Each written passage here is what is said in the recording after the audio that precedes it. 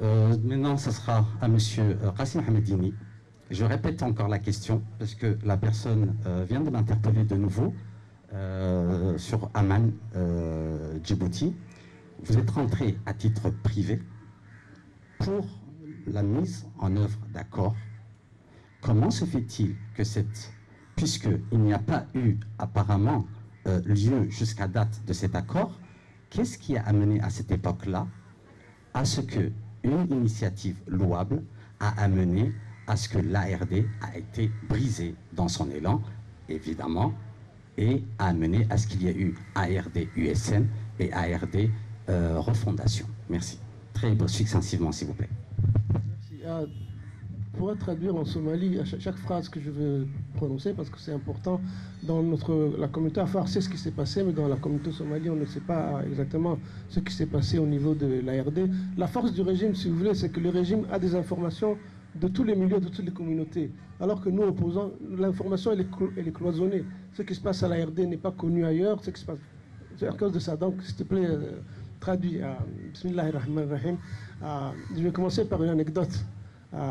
Mon père est mort le dimanche 12 septembre 2004. Et Ismaël Omar, le chef de l'État, lui a rendu visite le jour d'avant. Samedi, il était accompagné d'Abdurrahman Bouré. Donc il y a des témoins de cette affaire. Il a demandé des choses à mon père. Mon père lui a dit merci, je n'ai pas envie de revenir dans un cercueil de France, laquelle Ismaël, monsieur le président, vous avez trahi la parole donnée. On devait appliquer l'accord de paix, vous ne l'avez pas appliqué. Vous avez volé la caution électorale de l'USN, de l'UAD. Je vous demande deux choses. Appliquez l'accord de paix. Soyez un président intègre, honnête et impartial avec tous vos concitoyens. Sinon, il a dit, si je guéris et je quitte ce lit, je vais vous combattre. Si je meurs, je vais vous attendre le jour du jugement dernier. Ismaël a dit à mon père, donnez-moi 2 jours pour ce qui est de la caution électorale de l'UAD. Avec vous, si vous êtes vivant, sinon avec le reste de l'ARD. Maintenant, 3 choses. À moins d'être athée, il faut partir du principe que le jour du jugement dernier nous attend tous. Donc si mon père attend Ismaël Omar le dit, moi aussi, il y a Halkas. C'est petit, quelqu'un qui est capable de mentir à un vieillard qui est sur son lit de mort. Ismaël Omar il faut prier pour lui, parce que pour mentir à quelqu'un qui est sur son lit de mort, il faut être vraiment faible. Haram.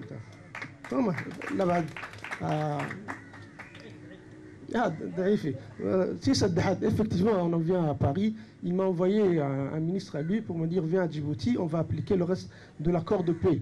Je me suis dit, je suis un musulman, peut-être que Allah l'a ramené sur le Sirat al-Mustaqim, sur le droit chemin. Même Pharaon, Pharaon, il a aussi dit آمنت أن لا إله إلا التي آمنت بنو إسرائيل وأنا من المسلمين. حتى فرعون وتوبيس مع عمر ده إله وصون نغن كريا. C'est là son nom de Djibouti. Autant le durée ma Djibouti taqué mais il a Pharaon توبدس وكددي.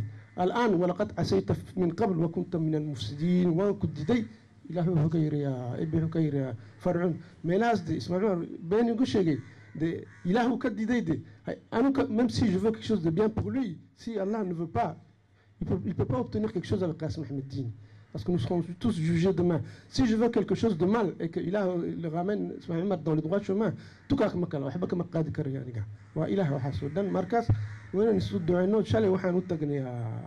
ministre de l'Intérieur, وكان نغدي حج وعن كان إلى حج كان نغتي سياسة وعبادة وتعب. لكن صراط المستقيم جبجين إله النسوجية تحت سياسة يوحد وزينة الحياة الدنيا وإير الدين إنه il faut pas tuer des innocents خيانات يوحد ولا النسوجية. Maintenant, comment l'ARD est divisé? La deuxième question. Donc quand je suis venu de France, j'étais voir mes amis de l'ARD, je leur ai dit voilà, je suis venu dans tel contexte, mais notre parti est faible et divisé. Il faut réorganiser le parti. S'il y a de vraies négociations avec le régime, nous irons renforcer vers ces négociations. Si le régime nous a trahis, nous serons renforcés et nous renforcerons l'USN. C'était ça, Chartka.